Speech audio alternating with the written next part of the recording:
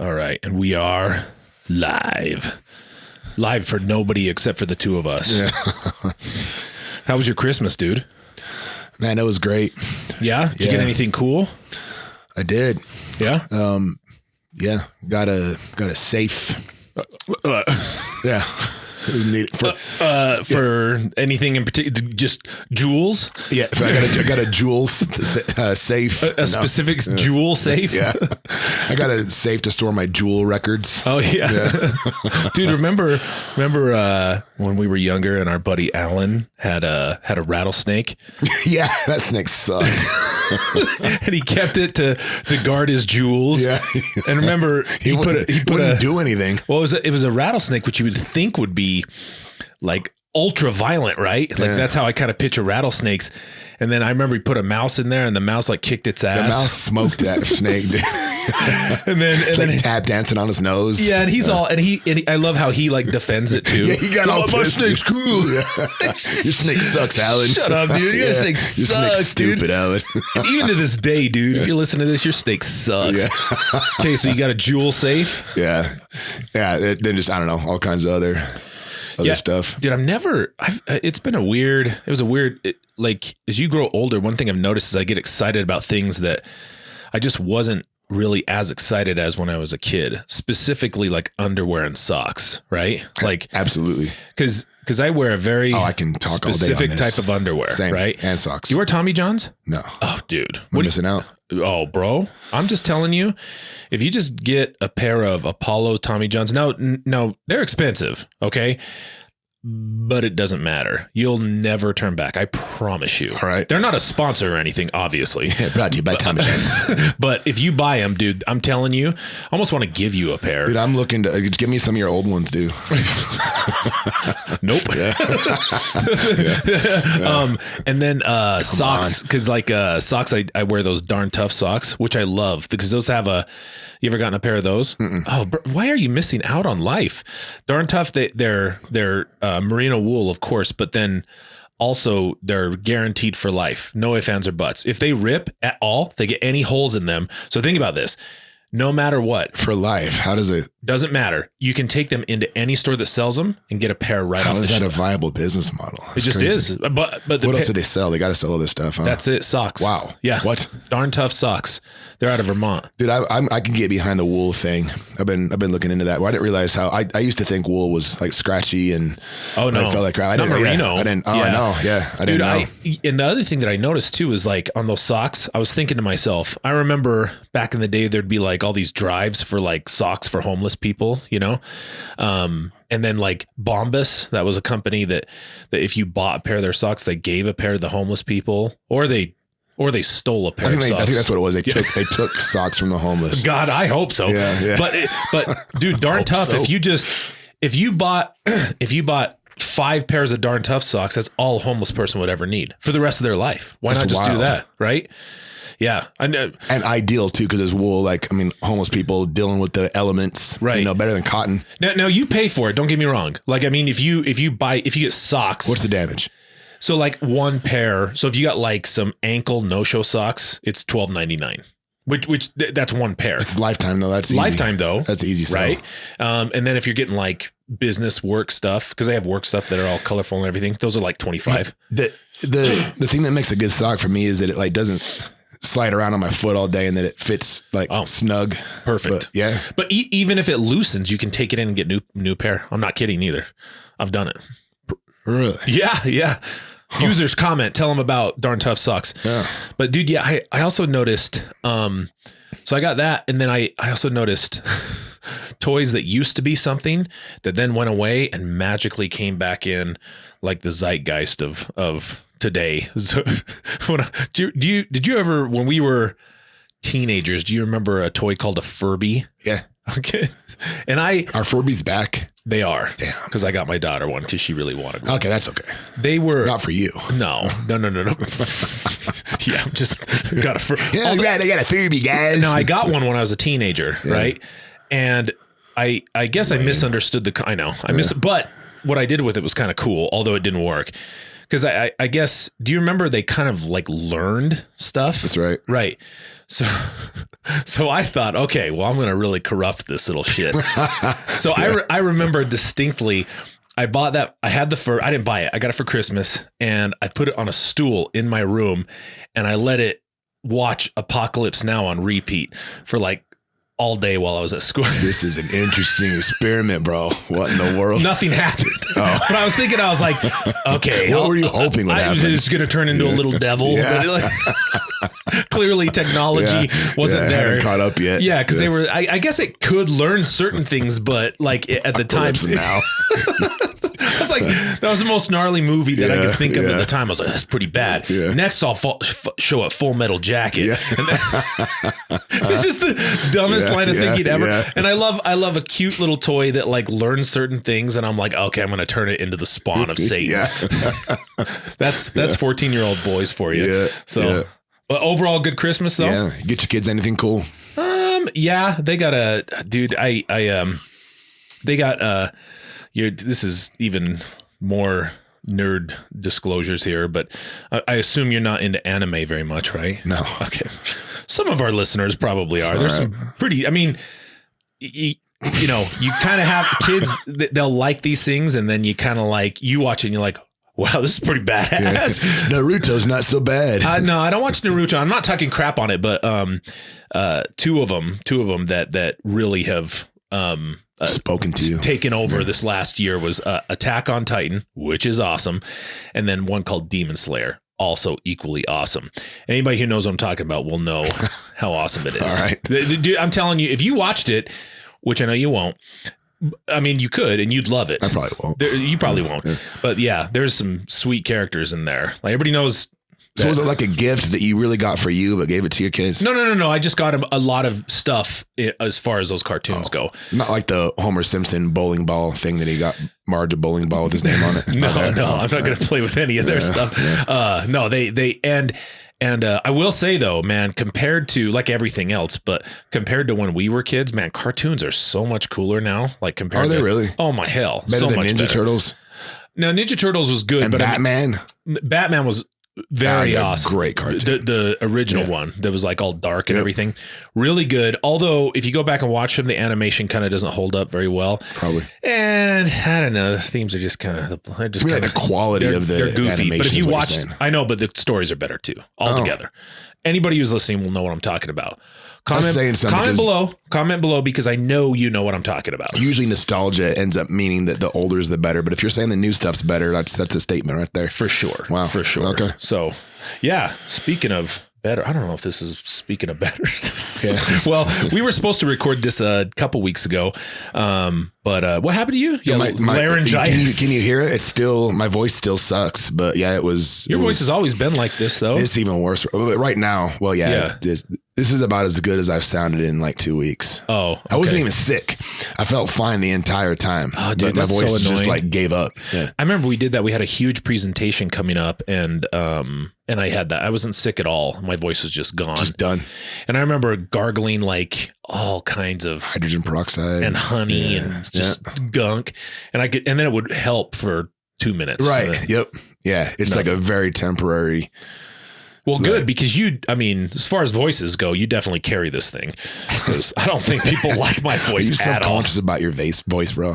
No, I'm not self-conscious. I know it's shitty. It sounds awful. You're just acknowledging it. Yeah, I'm not accountable. Yeah, that's fair. Speaking of which, I think today we were going to try to focus on, one of my students actually brought this to my attention, and it was, so a lot of, when I'm teaching, I kind of emphasize like the value of making sure that you're doing good therapy. And I think for students, one of the things, the best lesson that I can give them is that, our industry and our profession is only ever going to be as legitimate as we want it to be. In other words, like, take stock in what we're doing and try to scientifically advance it based on, what we know to be effective. And only until then are we going to start seeing an increase in not just dollars on our paycheck, which would be nice, but also just recognition, in like, I guess the healthcare community in general, because mental health workers are, whether you're a therapist or psychiatrist, or probably not a psychiatrist because they're a medical doctor. Sorry, MDs. But psychologists too. I think they kind of, in the hierarchy, they're considered what, lesser thans, you could say. Yeah. I mean, are you talking about just like the need to do more research, or just hold ourselves to a higher standard? What do you mean? Well, research will always continue. I think we have if you remember a few ago, we talked about that paper. Well, it wasn't a paper. There was a pretty good I don't know what it is, something published by the Institute of Medicine. And it was just talking about, we have tons of research showing how effective therapy can be, right?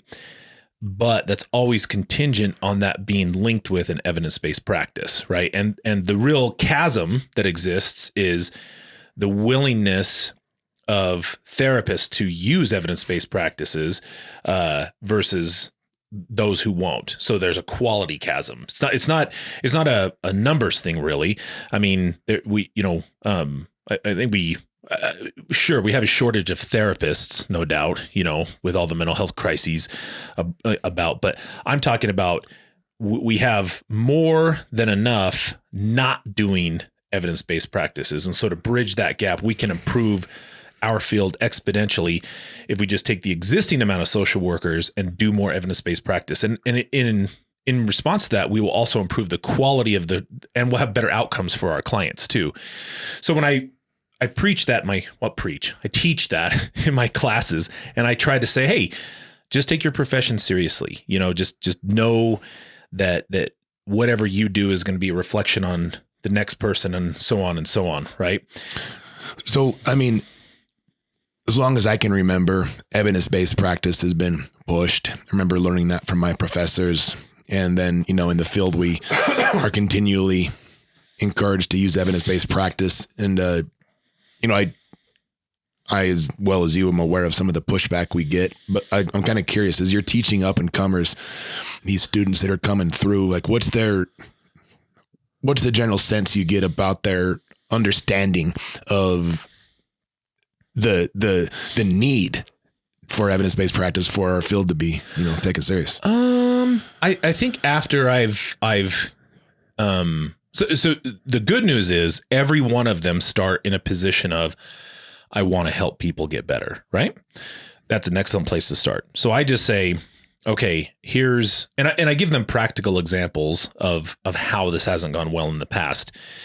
And so sometimes that's therapists, I mean, we've all come across therapists like this. They'll call themselves like eclectic therapists, yep. Which holistic, those are great words. I don't know exactly what they mean, and I'm not sure those people could define it either, but they're not grounded in a specific type of practice. I mean, even if you said, I do hardcore to fidelity psychoanalysis. Okay. I mean, it's a pretty archaic type of treatment, but at least you're doing it to fidelity. At least you picked a lane. Right.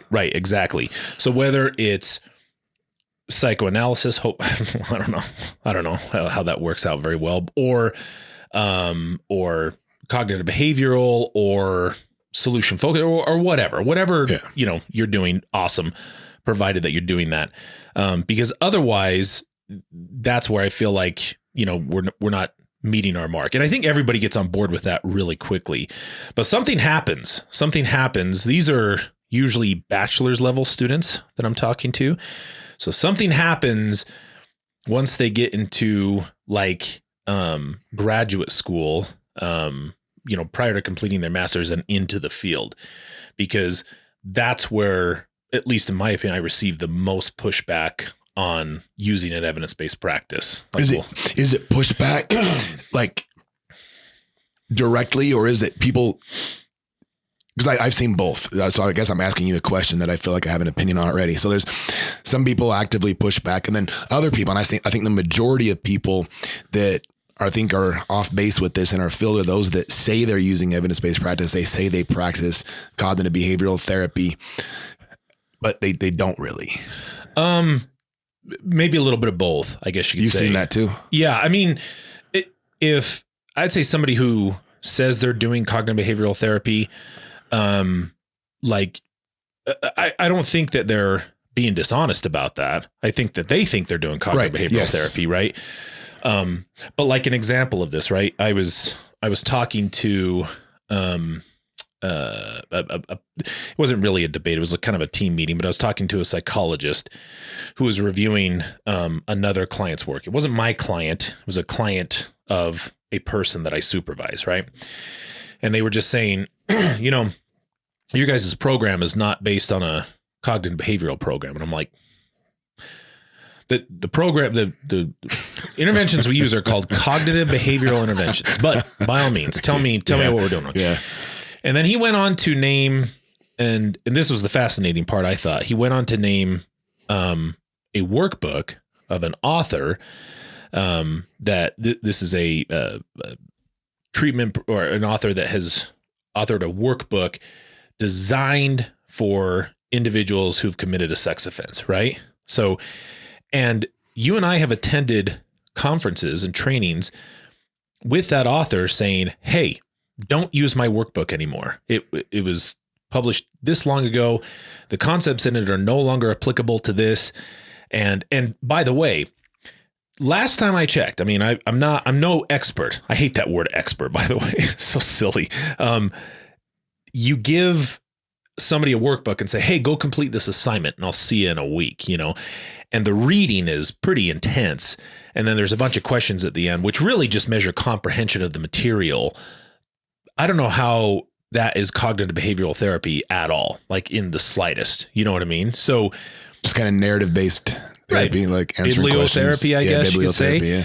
And I suppose it could be a vehicle for moving forward a conversation or facilitating a therapeutic dialogue, but there's no action oriented, you know, aspect to it of, hey, I'm going to take this skill into the real world and do anything about it. So, but then also, the pushback of people just saying, you know, I just don't think this is going to work for the client. And just using really loose. I don't want to be limited. Yeah. I want to be present with the client, which, I mean, so they use very, I don't know, ambiguous, smoky, nebulous language that doesn't really mean anything. Right.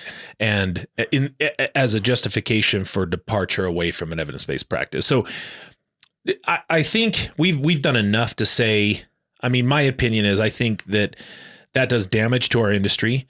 I think it lessens our legitimacy, and anybody outside looking in who's viewing that, who has any level of knowledge about what we do or what we should be doing, is going to point at that as evidence that we don't know what we're doing, and just support that. Yeah, this is giving people a master's degree who disregard literature, who disregard evidence, who just, you know, do whatever they want despite everything we know to be effective for clients. Doesn't exactly capture the faith of the people that we're trying to help. Right. So one of my students pointed out that a political commentator, Matt Walsh, had this was back in several months ago that he published this, but he has a segment on his show. It's the Daily Cancellation, and he canceled therapy. Like it's over? Yeah. So apparently, as Matt Walsh will tell us, it's over. But I had some clips that I thought we could look at and dissect and comment on, and then hopefully we'll do us some justice. Yeah. And you'll kind of see what I'm talking about as we go here. See what we got. Right. All right. Here is old Matt Walsh.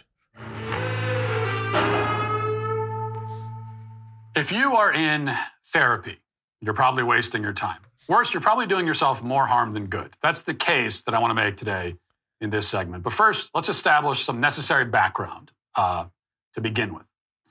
That starts with this. Recently, The Hill published a report telling us what we already know, which is that Americans love going to therapy. According to the outlet, quote, the number of Americans seeking mental health treatment is almost twice as high as it was 2 decades ago, reflecting a historic recent decline in mental health, but also an increase in virtual care and positive trends of destigmatization. In 2004, just 13% of adults said that they had visited a therapist, psychiatrist, or other mental health professional within the past year, according to Gallup polling. In 2022, that number was up to 23%. Now, to put this in perspective in terms of raw numbers, if these percentages are accurate, then somewhere around 60 million adults in this country are in therapy. Reading on, quote, a majority of psychologists reported seeing more patients seek help for disorders related to anxiety, depression, or stress in 2020, and again in 2021 and 2022, according to an annual survey from the American Psychological Association. Many health experts link to increased demand to plummeting mental health during the pandemic, which led to spikes in the numbers of Americans reporting depression and anxiety. Some health experts think the numbers tell another story, however, one about the success of teletherapy. Now, it's important to note that All right. So I guess the one thing, I guess the the good thing is there's more people in therapy than ever before, right? Yeah, I think that's kind of what it was saying with the destigmatization. Is that good? Or does that mean there's like people are way less mentally healthy and therefore like chicken or egg? I mean, well, right. So, I mean, so it kind of goes on here, but there's more people in therapy than ever before, I think is kind of what the point behind that. And again, I don't know necessarily if that's a good or a bad thing just yet. I mean, obviously we'll have to see. Let's see what LT goes on here. And this will be fun trying to figure out. It's super cool because our recording software that we got, like every time that I switch between that and watching the screen, it shuts off our audio. So I have to hit re-record on this. So I think I might have a solution for that. Okay, and we're back on. Yes, in this sentence doesn't mean that this type of therapy has proven effective at helping people solve their problems. It just means that teletherapy has become more and more common as therapy customers find it easy and convenient to sit in the comfort of their own homes and attend therapy over FaceTime. This is part of what has increased the demand. It's what is driving the increased demand. The article also puts a lot of the blame on COVID. But these are all trends that far predate COVID and FaceTime. In fact, I found an article from the American Psychological Association noting the significant increase in Americans seeking mental health services. And that article was published in 2004. So in 2004, they were already noticing this big increase in people going to therapy. And now we know, compared to 2004, it's doubled since then. The trends become even more evident when you break it down generationally. The Hill notes that as of 2019, which means that all these numbers are higher now, 37% of Gen Z had received therapy, 35% of millennials, and 26% of Gen Xers. So it's clear that something like COVID is a relatively minor factor here. Therapy is becoming more and more popular generation after generation, and these trends have been observable for decades. Which is interesting when you consider, again. Jeez. I gave myself 3 seconds in between each one of those, and each time I screwed it up. So, I mean, but I guess so as every generation passes, essentially you're seeing roughly a 7% increase in the amount of people that are attending therapy. I think 25% of some Gen of those X to millennial to Gen Z. Yeah. The Gen X were millennials, no? Boomer, Gen X, there millennials. You go. Okay, there you go. Yeah. So, but he used a funny word there, popular. Like therapy is becoming more popular as time goes on. I don't know if popular is a good word for it. Yeah, it's kind of, I think, being dismissive and maybe making the case that it's something trendy, but not something that actually has any level of, I guess, academic integrity or professional rigor. Well, I don't know. Do you think that mental health quality has gone down with each passing generation? Like, in other words, are people more mentally ill with the I don't know, because isn't that the thing though? Is that like depression and anxiety rates have spiked, but how are we measuring that? We're measuring that probably by, I don't know, whatever metric. It could just mean that more people that suffer from those conditions are getting help as opposed to just keeping their yap shut. Well, right. And I think the article that he's referring to is clearly stating that, you can attribute an acute spike to, within a 2-3 year period to COVID, which we still are gathering data on right now. But the number of people that are attending therapy has increased with each one of those. Each generation. Yeah. Well, so there might be another reason for that too, though. I think even in the original article, it mentioned destigmatization. Am I saying that right? So in other words, like the stigma of going to therapy is no longer applicable in like as it used to be. In other words, you know what I mean? Yeah. You see what I'm saying? Yeah. It's going to be one of those things that it's not like, there's like multifactorial explanation as to what's going on, you know, Right. like destigmatization through each passing generation could be one slice of the pie. Right. Again, increased rates of legitimate mental illness could be another slice of the pie.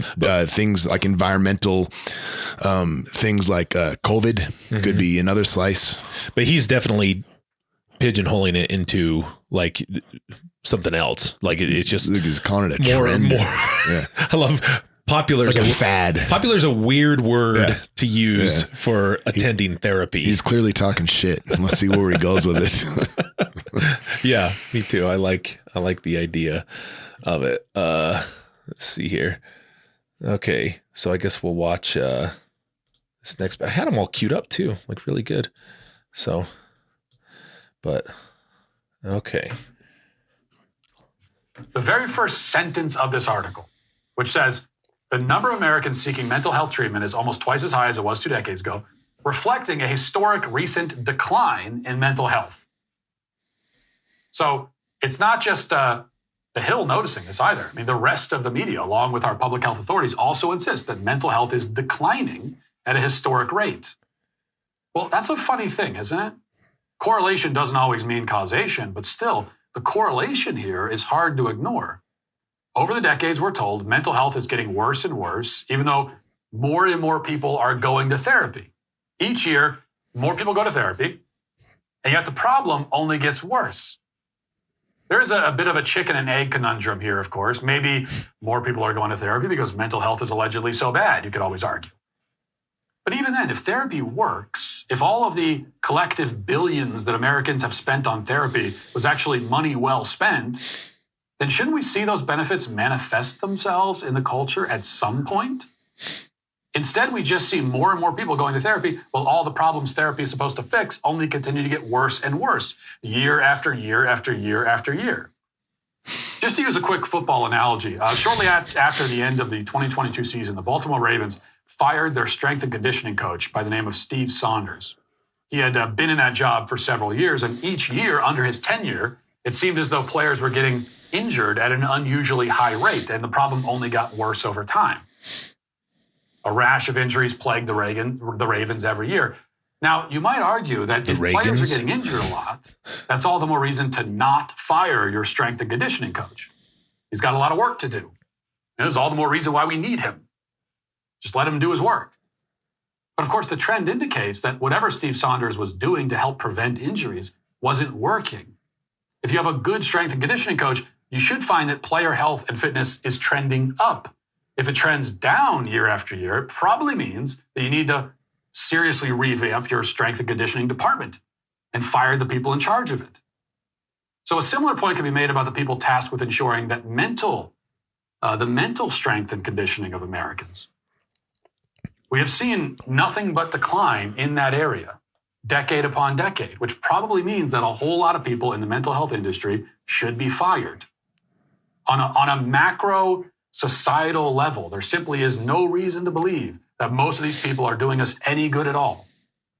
On the micro level, you can see this as well. It's not a coincidence that many of the worst and most dysfunctional people you'll ever meet have been in therapy for years. Now, there's no sign that it's doing them any good, that it's prompting any improvements, but they keep at it. You know, it reminds you of a morbidly obese person who's been seeing a dietitian for 15 years. Something just isn't working here. Now, you see the morbidly obese person and you find out they're seeing a dietitian. You say, well, that's good. That's the kind of person who needs a dietitian. But then you hear, oh, I've been going to this guy for 15 years. Okay, unless you started at 7,000 pounds and now you're down to 300, unless that's the case, then clearly there's a problem with the dietitian. Something's not working here. Dude, 7,000. That'd be a hefty big fella. Yeah. When I was a little kid, there was this guy named Walter Hudson that died, and he was a 1,000-pounder. Oh yeah. And I remember learning about him because it fascinated me, and they buried him in like a piano box or something like Oh that. yeah. Yeah. And so 7,000. I love a piano box. Like they just couldn't build a box. It seems kind of degrading. I mean, I get the piano boxes are big because they have a piano in so them. They made a point. However, I can put 4 slabs of wood together, to make a box. Like you don't need to call it a piano box. Piano box. No, I got thoughts on this. Yep. So first off, we have to acknowledge that he could be right. You know, like it's within the realm of possibility that we're trying really, really hard and we just aren't good at it. And our attempts at helping people just aren't doing what we want them to do. But like another potential problem with his analogy. So he came out with 3 different examples. Well, 2 different examples plus so there's the increase in people going to therapy, increased mental illness. We're making it worse. Then he compared it to like strength and conditioning coach. And he's, saying that like we have a strength and conditioning coach. And, if year in and year out, you keep having athletes that are getting injured, time to fire your strength and conditioning coach. Yeah. And then what was the final example? The dietitian. Thank you. And he's measuring success of a dietitian by weight loss. And so like if we're looking at the efficacy of a nutritionist being weight lost, that's a metric that we can look at. We can say, okay, did the person did or did not lose weight? The dietitian was or was not effective. We can look at the strength and conditioning coach. And if the metric is injury prevention on and off the field, again, that's something pretty tangible. The difference is with the mental health. This is just kind of how I'm thinking of it, is if we're looking at the metric being that anxiety disorders aren't showing up as often as a diagnostic tool, then yeah, Walsh has a point. But like the thing is that like you and I both have had clients in therapy that, the diagnosis that we have them down for, generalized anxiety disorder. So a year from now, like if they're still in treatment, it's really quite possible that although we're still treating them for anxiety, they've made substantial improvements during therapy that don't show up in the absence or presence of anxiety disorder being listed on their diagnostic criteria. Like it could be argued that we're helping improve their level of functioning, and that's not like the fact that now they can apply for a job without being crippled with anxiety about performance in a job interview, land that job. Now they've got a job, they're better functioning. That's not showing up in, that it still might show up that they have this anxiety disorder.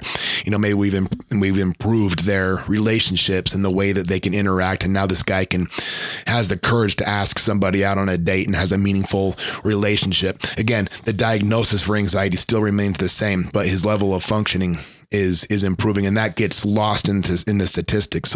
So maybe the metric isn't being measured in a way that would be as cut and dry as injury prevention for the strength and conditioning coach or weight loss for a nutritionist. So in other words, if I'm following you, the thing that's being measured, the metric, is in his analogy is number of injuries or number of pounds, right? Yeah. And with the idea that if somebody's there to either prevent those or reduce those, that those would go down over time. Yes. Whereas the metric that he's using for people attending therapy is simply that, the number of people in therapy, right? Which I'd be kind of interested what then like happens after that, because you're saying that the metric ought to be a measure of dysfunction versus functionality, right? Yes. Functional impairment versus am I functioning? Am I a functioning member of society? Which he didn't mention as far as I heard, as to the number of people attending that. But then, I mean, that gets, I don't know.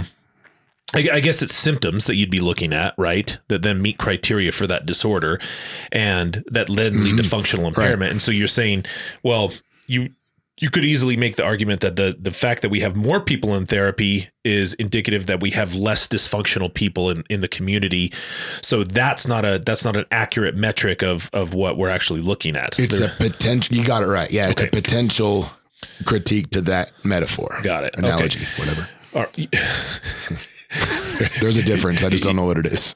I think analogy compares to, I'm not going to try. Analogies, a comparison, metaphors. Let's see what else he has to say here before we screw that up. On the members block, we watched this video of a twice divorced woman explaining why none of the bad things in her life are her fault. Let's watch that again. Things I stopped with after my divorce. People who judge me based off of my choices. Oh, you would never get a divorce no matter what? Cool. Well, I've had two. Be well. Also stopped with the narrative that something was wrong with me. Nothing's wrong with me. Things happened to me that made me the person that I was and have the struggles that I had. You can fix that. Anything that you don't like, anything that is no longer serving you, change it. Change it. Go to therapy. Do the journaling. Practice meditation. Do the things that you need to do to be the person you want to be.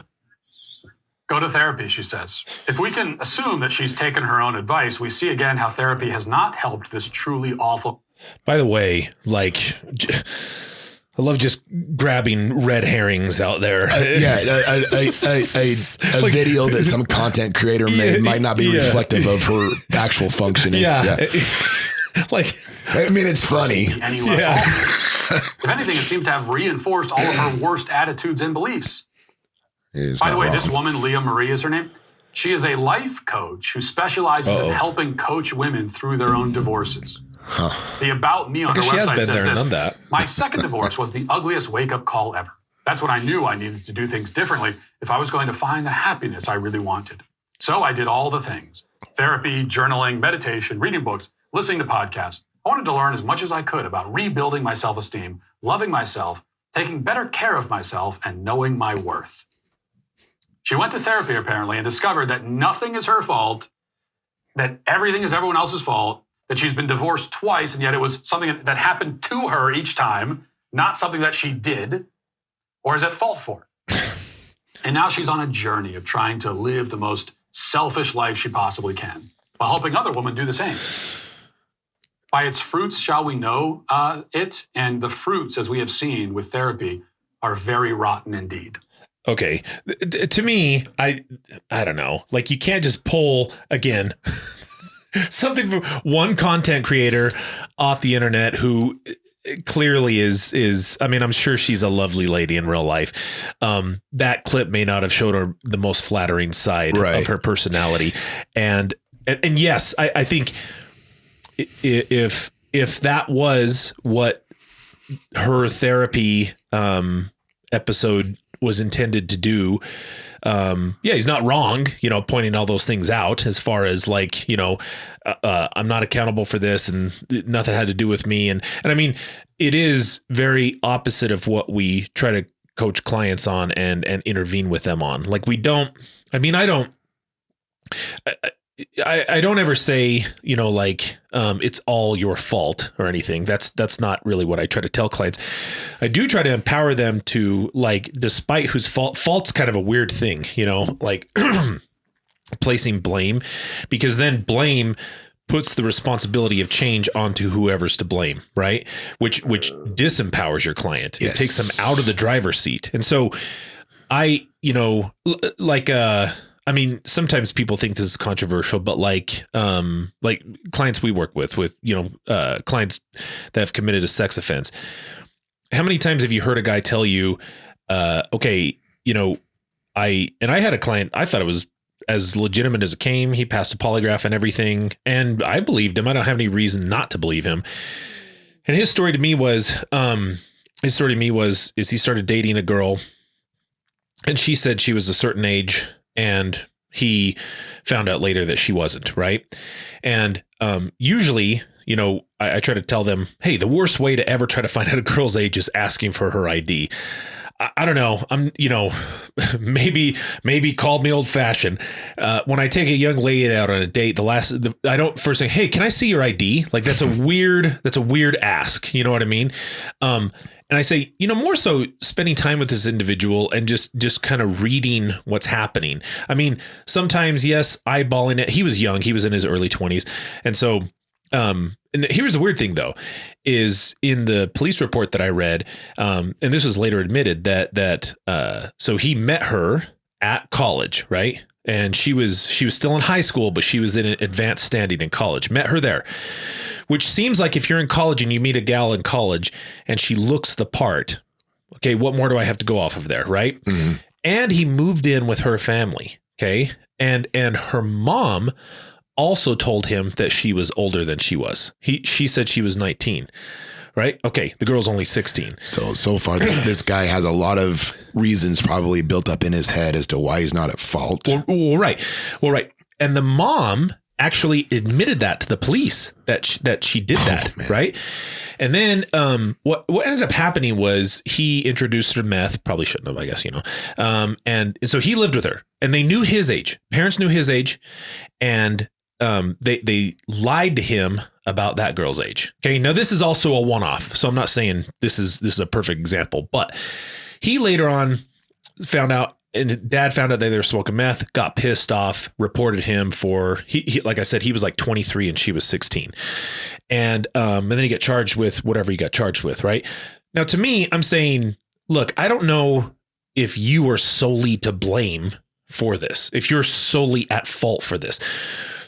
Looking at blaming them doesn't do you any good. I was like, I get it. I mean, were you hoodwinked? Was there reasons? Were there good reasons in a lot of respects to think this person was of that age? Yeah, I get it. That's good context for you to have, but it doesn't absolve you of your responsibility in that. You still chose to engage in those behaviors, and unfortunately, those behaviors have consequences. You can't place the blame because all that does is shift responsibility. And if you can't be responsible for what's happening in your life, then you're screwed. That makes you completely out of control. So even in circumstances where you have a really legitimate gripe about your situation, I still try to empower the client to be responsible for what's happening in their lives. And to Matt's credit in this clip, yeah, that was very much everything else is to blame, not my problem, and everybody else is to blame for my problems. So, but that's not a great example of what we try to do as therapists. If we're looking at the clip alone, Walsh has a point because the way she came off was blaming other people for her position. And I just wanted to follow up on your example because I think it was solid. Like, if I had a client like the guy you're describing, my approach might be to acknowledge like, well, yeah, that's a lot of things going against you. I can see how you ended up in that position. Let's figure out what you can do next time to mitigate risk. Like what's something that you could, like in hindsight, what's something that you could have done to vet her age in the future? What's a practice that you can put into place that would help bring this information to light so that you're not stuck in this position again? What can you do different despite that a lot of this is understandable, but still, what can you do different? Well, right. And that puts the onus of responsibility on them. So because like you said, just to parrot back what you're saying, if your client was successfully discharged from therapy, still operating under the assumption that I'm a complete victim in all of this, then he's going to feel validated and he's going to feel good about himself, but he's going to have not picked up any skills to keep himself out of situations in the future, which would then have made therapy ineffective because he would just now feel good about himself without having picked up any skills to keep from that happening again. Well, right. And it's definitely not intended to make him feel bad. Like that's not what I'm trying to do. You're trying to make him more effective navigating complex dating social dynamics. Right. And what I don't want him to do in the future is just not be in a relationship ever. Right. I want him to get into future mutually beneficial relationships. But like you said, and I think that's an exception to situations that we've dealt with before, obviously. Right. And again, like, the whole idea of victim blaming, that it's preposterous, is silly to even not because you can point to I'm saying it absolves you of responsibility, and then you're out of control of the situation. So client always needs to be in the driver's seat of what's happening in their own lives and adjusting their behavior accordingly. Like, I mean, whether this is a one night stand, which I assume most one night stands end just fine, right? However, a handful of them end in craziness, right? That now you have to be accountable to and adjust to.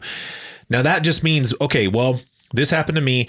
I'm now responsible for this. How am I going to adjust my behavior moving into the future so I no longer have dysfunction in my life, which is what we try to do as therapists. So yeah, does have a point, but that's definitely not what we're trying to do, is just tell them, nope, not your fault. Like, you're a perfect person, whoever you are. That's never what we try to do in therapy. Just to his point, there probably are therapists that do that. Yeah, for sure. I'll give him that. They do, blindly. Yeah. Okay, I got it. Now, there's a lot that goes into this, many culprits that could be named, a lot driving the problem. But I would like to suggest that part of the issue is that in many cases, not all, but many, therapy turns out to be not only a waste of time, but something that will ultimately do more harm than good. Oh, no. Now, why might that be the case? Well, for one thing, as is the case with whoever has been counseling Leah Marie, the divorce coach, we just watched. That poor therapist. A great many therapists and psychologists and counselors and others in the psych industry have a deeply and fundamentally disordered view of humanity and what constitutes healthy behavior and good habits of thought and action. If therapy has any chance of helping you at all, it depends largely on the assumption that the therapist will have correct and useful insights into life and the human condition. But there is no license, there's no degree, there's no resume, there's no credential that ensures that someone is wise and insightful, much less that they have a correct understanding of the human condition. And what we find in many cases is that the people in this industry not only have no special insight into any of this, but in fact are more confused than half of the people who come to see them seeking guidance. Therapists fall into this category. Well, touche, Matt Walsh. That is not untrue. Some of the most emotionally unhinged people I've ever met are therapists. You got a point. Although what I would say is, I don't know that it requires that we are wise and insightful. Like, wise. You're not the guy on the mountaintop necessarily that people walk miles to go see and receive counsel from. Wise and insightful and understanding the human condition sounds as if I'm now going to give you advice. Exactly. And therapists don't give advice. So, or if you are a therapist, stop giving advice. That's not what you're supposed to do. I know that's what they do in the movies. That's not what you're supposed to do. Okay. If I'm using good motivational interviewing, and guided discovery or Socratic questioning, I'm actually helping the client find the answer for themselves. A lot of times we end up in the same spot, but a lot of times I'm surprised too with solutions that they come up with all on their own. If you're doing it right. Right. Yeah. And really the only thing that I try to do for them is, okay, so here's the situation. Here's thoughts that you're having about this situation. Are those thoughts irrational or rational? Okay, great. What is the emotional response to those thoughts? And then what is the behavioral output from those thoughts and those emotions? And then what are the consequences of that behavior? Now, if all that leads to more positive outcomes, and when I say positive, I'm meaning like it's helpful for you reaching your goals, provided that your goals are not intended to hurt anybody. So this is contingent on you not abusing, not harming anybody. It's improving your life. It's improving the lives of those around you. Well, then it's none of my business. I don't care how you get there. Like, it doesn't really matter to me, provided that you're getting there in a way that's not causing harm. And morals are going to be different for everybody. So like, there's not a constant of wisdom and insight into how people are supposed to behave. Like, as long as you're not committing crimes, hurting anybody, and you're being fulfilled and you're not dysfunctional, everybody's going to have a different take on how to live life appropriately. You know, whether or not the training we receive is applied would probably be dependent on each individual therapist, but we do receive a lot of our training has to do with being aware of our own biases, being culturally sensitive and not putting our own bias onto our clients, to be aware of, any transference or counter transference, beliefs or attitudes or things that the client might remind of somebody else to keep us from downloading our own shit onto the client. Like we're trained pretty significantly to avoid a lot of those traps and pitfalls. And we're especially trained on the whole thing that you're saying, like not giving advice. Our job is to maybe stand side by side with the client, maybe helping them see some of the obstacles in their way, but ultimately asking them thought-provoking questions such that they can identify the obstacle and find novel ways around it. We're along for the ride a little bit. I do wonder though, if that is the majority of therapists. I don't know. Right. See, and that might be the problem that a lot of therapists give advice, directed advice on how to behave and how to act, and it could be right. And then it's not, it's kind of like, what reminds me of, I was in a substance use group one time, and I was co-facilitating with a therapist. Right. And a girl in there, she was just talking about, so she was, addicted to methamphetamine, and she was talking about how much weight she had gained, and that meth was a big way for her to lose weight. And weight has always been like a trigger for her, and something that on her self-image has really caused a problem for her. And the therapist just said, you know what? It means you're healthy. And I was like, okay, maybe not. I don't know if that's necessarily true, but that's not necessarily what the client needed to hear in that moment. Okay. Her self-image, whatever that is, if she wants to be, now look, here's the cool thing about that is methamphetamine an effective way of losing weight? Well, of course it is, right? I didn't say healthy. I said an effective way of losing weight, right? Of course it is. Now, if this client has a body image in her head of how she would like to look, and that helps her build her confidence and self-esteem, which means she can function better in the real world. Okay, well, who am I to disagree with that? And then who am I to tell her, well, no, actually, when you're 20 pounds heavier, that's you being healthy. So you shouldn't want to be back to where you were, because that's bad, because the opposite of healthy is unhealthy, right? So the answer to that is, well, are there effective and also healthy ways of getting to where you appear and how you feel physically without using methamphetamine? You're asking the client that. Right. Are there effective ways for you to get there? That's my track with them. Like I validate, initially I just validate the emotion. Like that's a complete telling a client, no, you're healthy. That's a complete dismissal of the emotion she's experiencing in that moment. That's the kind of problem is like, I think they equate affirmations to condoning the behavior or the emotion or the thought.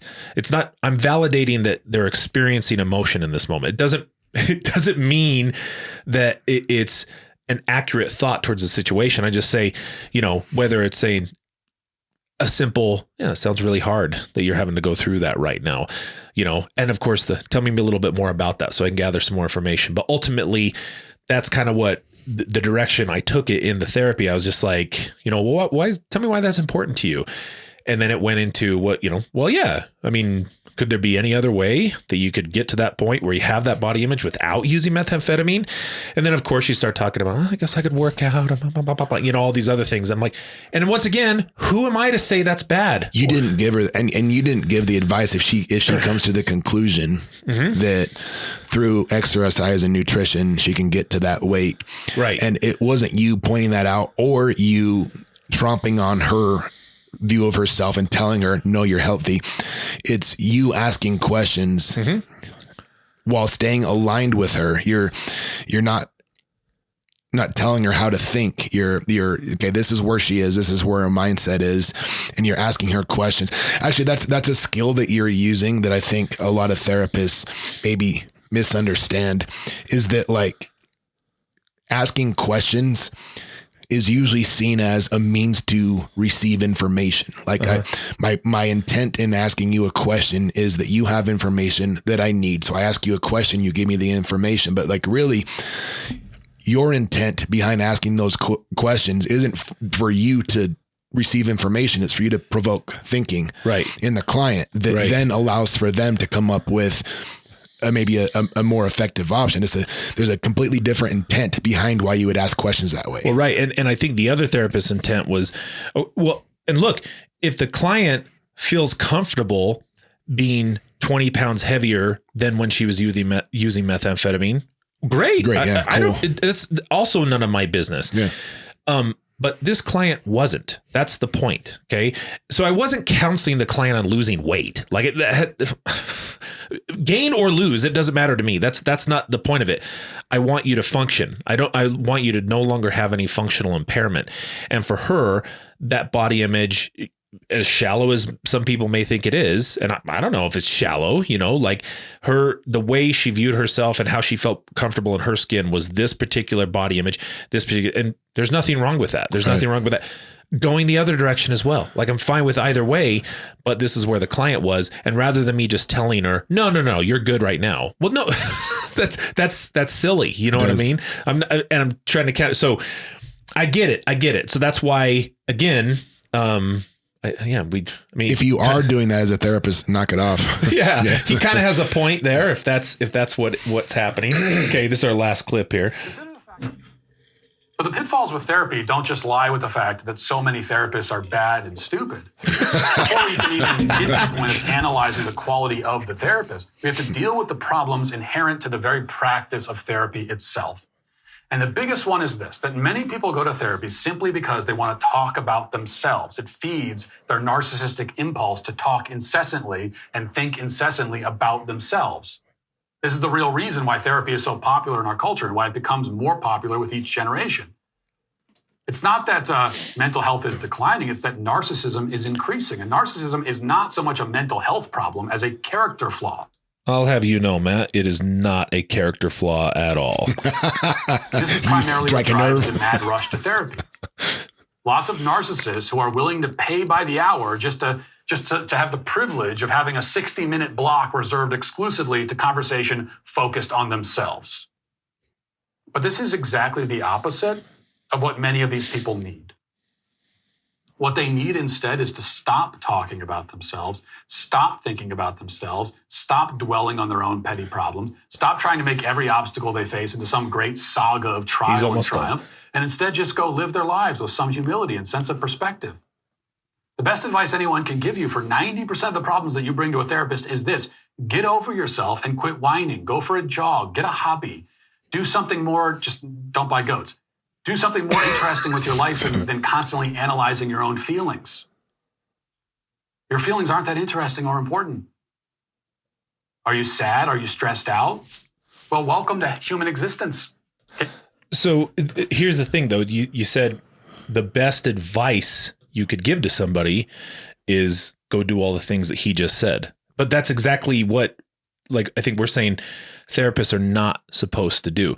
I get it. Like, I get what he's saying. And if it was that easy, well, then, yeah, therapists would not need to exist. Like, you could just tell somebody, hey, stop it, move on. Well, of course. Yeah, that's really easy. But like, and ultimately, is that where we want them to get? Of course we do. Like, if you think about somebody who has a significant history of trauma, right? Whatever it is. And they come to you and they say, hey, I've got trauma. And they have meet all the criteria of PTSD. Ultimately, we want them to get over it, don't we? Yeah. Would you ever tell that to a client? Not like that. Yeah. You need to get over it. Like, that's what I'm saying. I would help them build skills such that they could. Right. That's the thing. They have these symptoms, and we're and again, they wouldn't be coming to us if that, because I think what Matt's missing here is that thinking process, that logical A, B, C, D, whatever thinking process is, and I'm not talking about ABC model. I'm just saying from A to D is inherent in everybody, that everybody thinks that exact same way. But unfortunately, people have cognitive distortions, right? And sometimes emotional regulation problems or really horrible social skills. And outside of somebody helping them learn those skills, they really don't. I mean, they're not going to be able to do that. So that's what therapists do, is helping them learn those skills, practicing those skills, figuring out the ones they want, and then reinforcing those over time. Exactly. And just to follow up on that last point, he's obviously, when he's making the case that I don't know if he said the majority, but he painted with some pretty broad brush strokes by saying that most of these people in therapy are bloviating narcissists that like to consume 60 minutes to talk about themselves when they, according to his advice is to, kind of get over themselves and to, get out and do something and, maybe whatever it is, find purpose and meaning, whatever. Super broad brush strokes, right? But like, if I want to find some common ground here with Matt, there are clients like that. I've had them. I've had clients, and it usually takes me maybe longer than it should for me to identify that, like, okay, this person, no matter my approach, they seem to just keep bringing up the same problems. It's always all about them. And they're genuinely character disordered, narcissistic people that fit the description of what he's talking about. Right. And again, that's where it's my job as a therapist, if I have somebody like that, to identify that. And then it can be really tough working with somebody like he's describing, with a narcissistic, a dark triad type client. Really tough working with them. But, I'm telling you something you already know, it can be done. Yeah. And it's different how you do it. It sure is. You got to do a change. But see, and the problem with, I think that he would have with that, and this is where we depart away from him, is that a constant moral code is not the answer for that. Like a one size fits all solution for that is not going to be how that's solved. Because, like, as we've talked about with dark triad clients before, you got to take a completely different approach. And I mean, the last part of this, he kind of goes on, and this is one thing I will say though, is that should be our metric. I think that's one thing that we've kind of established here today. A client is coming into you and you have determined they meet criteria for some sort of functional impairment, because if they don't, why are you seeing them? Right now, if they have that functional impairment, you are working with them to reduce symptoms of whatever disorder it is, to restore them to functionality. That's what you're attempting to do, with the idea that you have an ethical obligation to move them towards successful discharge. Like the idea that the client's going to see you for eternity once a week, that's unethical, right, in my opinion. I mean, I do check-in clients with sessions every few months, and I've worked with them for years and years. That's different. I don't even charge them for that crap. But usually what I'm saying is, because he goes on, he talks about Instapot, those cooking things that everybody got. I don't know if you knew this. They're going out of business though. Oh. And the reason why is because they made such a good product. Everybody went and bought an Instapot. They don't break. You don't have to replace them, and they just work for years. It's like those wool socks, bro. Yeah. How do they not go out of business? They made such a good product that now they're no longer going out of business, or they are going out of business as a result of that. And he says therapists do the opposite. Like, we never try to get them to the point where they can function on their own, so we don't destroy our revenue stream. Which I will say, I was like, oh no. That's never how a therapist should think. If you're good at what you do, clients will come to you. Absolutely. Right. So you should be working on discharge, almost like you should be thinking about that all the time. And you have an ethical obligation. So within the shortest period of time, to help that person restore functionality. So that's yes. If all I'm ever doing is talking to somebody for 60 minutes a week and validating, and never get to any sort of like practical application of skills and reduction in symptoms, well, yeah, that's an unethical therapist that doesn't really care about their trade or what they're trying to do. And the client's relying on them, and they're probably not getting any better, and they probably are getting worse over time, because they're just regurgitating the same nonsense out loud that they're going over in their head, and then now being validated by another person that reinforces that. So they just keep doing it, leading probably to more dysfunction in their life. So I mean, So as far as our industry goes, I mean, whether or not you give a crap about Matt Walsh's opinion, I say this is kind of the side effect of when we're not taking ourselves seriously as a profession, we get people that, you know, have a pretty substantial audience now talking shit on us and to some degree have good points when people are going to listen. Like, yeah, therapists do that. You know, I'm like, gosh, dang it. So look, everybody, we owe it to ourselves to improve our industry and do better with some of these things and not just we move towards clients, towards functionality, not just simply validating their concerns. And in the interest of not blaming external sources for our own lot in life, this isn't again, whether or not you like Matt Walsh or not, it's independent of that. It's the reputation that we suck is out there. It's upon us. It's incumbent upon us to do different, to hold ourselves to a higher standard and to do better. Yeah. And to change that opinion through actual outcomes.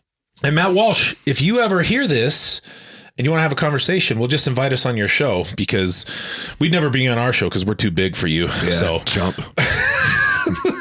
But I think that's a pretty effective response to him, huh? I think so. Okay. All right. Send it to him, people. Yeah. Let him know. I'm sure he'll care. Thanks, everybody.